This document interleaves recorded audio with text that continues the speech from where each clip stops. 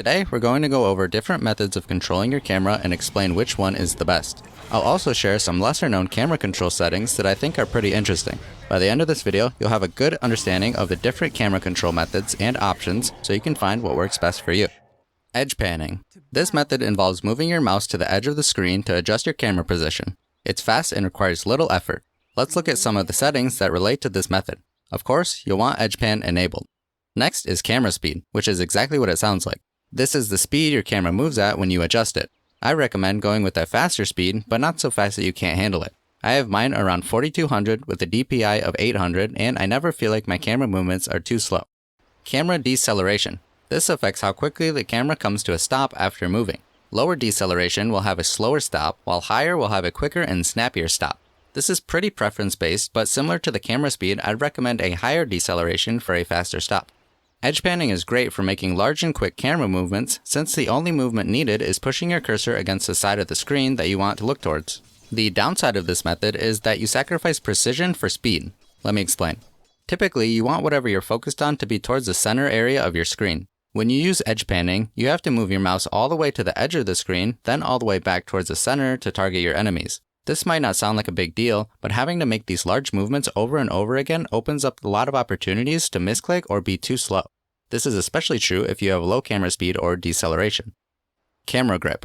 To use camera grip, you need to hold down your camera grip hotkey, then move your cursor around. The camera will drag around from the cursor position you gripped.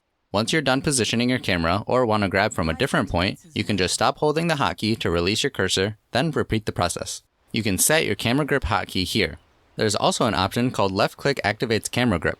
This option makes it so you have to hold down your camera grip hotkey to activate camera grip, then use left click to actually drag the camera around. This could be helpful depending on which key you have assigned for camera grip, but with mine being middle mouse button, this option is not too comfortable to use. The biggest advantage of camera grip is its precision. Remember how I said earlier, you typically want whatever you're focused on to be towards the center of the screen? Well, with camera grip, you can adjust your camera positioning from any point on the screen. This means you can make micro adjustments to your camera position while also keeping your mouse close to your target. By doing this, you'll only need a small amount of mouse movement to go from repositioning your camera to targeting your enemy. The downside of camera grip is that it might take some time to get used to, since you need to hold down a specific key to activate it. It's also slower and more time consuming than edge panning when needing to make large camera movements.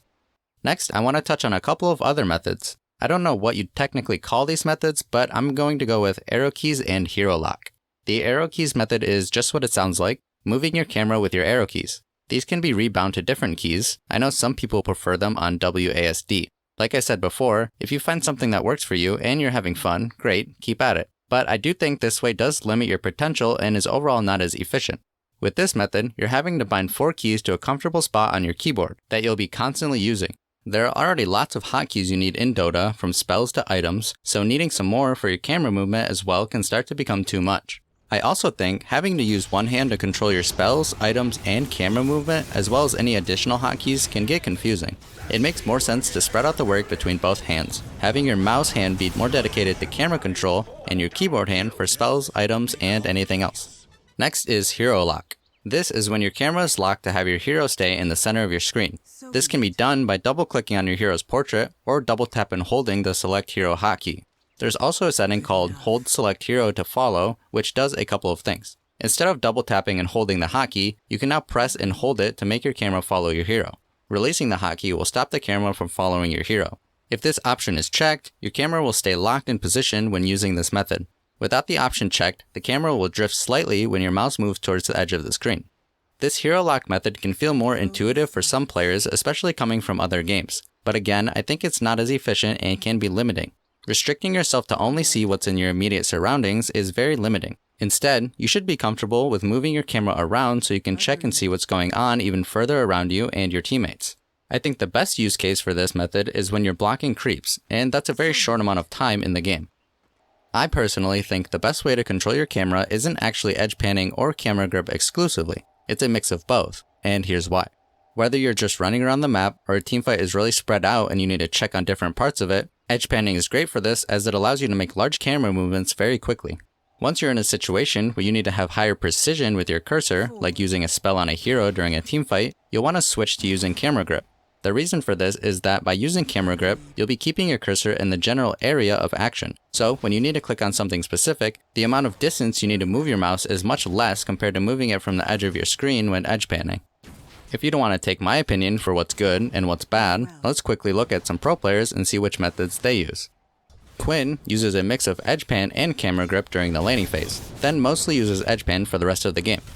Arteezy primarily uses camera grip, but very occasionally uses edge pan. He also clicks around the map a lot like a madman. Sumail uses hero lock to block creeps, and uses a mix of edge pan and camera grip during the laning phase. Later in the game, he's primarily using edge pan. Insania seems to exclusively use camera grip, although keep in mind, he's strange because he plays with his minimap on the right side of the screen. I want to quickly mention some interesting camera options that I think aren't that well known. Show Recent Event is a hotkey that moves your camera to the most recent ping location from your team. This is a quick and simple way to focus on something important that's happening, since pinging is the universal language in Dota that we all use. This hotkey works for all different types of pings as well. Saved camera positions. You can assign your current camera position on the map to a hotkey by holding Control and pressing that hotkey. Then you can simply press that hotkey to move your camera to that position. If your camera is already at that position, you can press the hotkey again to bring your camera back to your hero. Some cases where this might be useful include saving a camera position on a rune to quickly check it, or saving a camera position on each lane so you can quickly check what's going on in them, rather than having to click on your minimap. At the end of the day, it really comes down to what you find comfortable and fun, and what keeps you playing Dota. Some methods might seem to be better than others, but if you want to get good doing something different, like playing in Showcase View exclusively, go for it. Just don't queue when I do. I hope you found this helpful in finding the camera control method that works best for you, and let me know which method you do use. Thank you so much for watching, and as always, I hope you learned something new with me.